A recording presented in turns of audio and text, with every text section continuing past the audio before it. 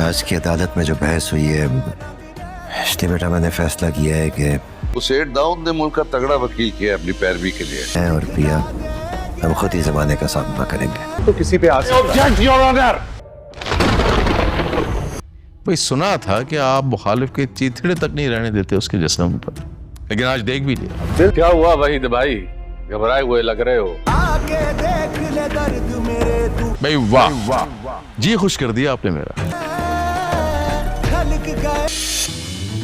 वो आज तक कोई केस हारा नहीं है।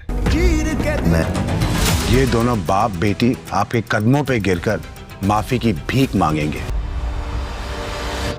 पिया और असलम साहब तो यही समझ रहे होते हैं अब उनका केस अदालत में पहुंच चुका है और वो बहुत जल्द सेठ दाऊद को उसके कैफर किरदार तक पहुंचा देंगे, लेकिन ऐसा होने वाला नहीं है। सेठ दाऊद बहुत ही ज्यादा शातिर इंसान होता है और उसने मुल्क का सबसे बड़ा वकील कर लिया होता है जो अभी तक कोई भी केस नहीं हारा होता।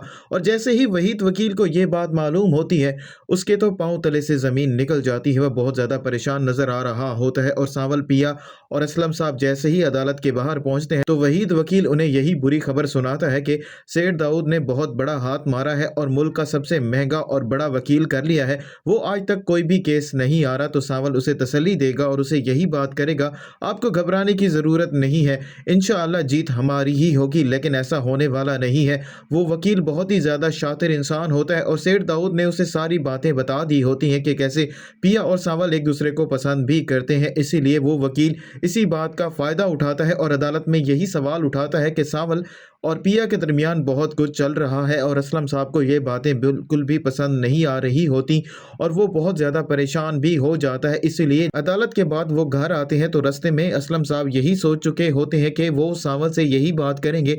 अब तक सावल ने उनके लिए जो कुछ भी किया है उसके लिए वो उसका बहुत ही ज़्यादा शुक्रगुजार है और उसके पास अल्फाज नहीं है कि सावल का शुक्रिया भी अदा कर सके। वो उसका एहसान कभी भी नहीं उतार पाएगा। लेकिन वो सावल से यही बात करता है, मैंने ये फैसला कर लिया है आज जो कुछ भी अदालत के बाद हुआ है उसके बाद मैं नहीं चाहता कि लोग हम पर बातें बनाएं। इसीलिए तुम आज के बाद मुझे और पिया को कहीं भी नहीं लेकर आओगे, ना जाओगे और जो भी करना होगा हम खुद करेंगे। अब हमने खुद ज़माने का सामना करना है। लेकिन सावल असलम साहब को समझाने की कोशिश तो करेगा लेकिन असलम साहब सावल की बात नहीं सुनेगा और उसे यही बात करेगा, मैंने अब यही फैसला कर लिया है। सावल बहुत ज़्यादा परेशान हो जाएगा और वहीं दूसरी तरफ पिया भी बहुत ज़्यादा परेशान हो चुकी होती है।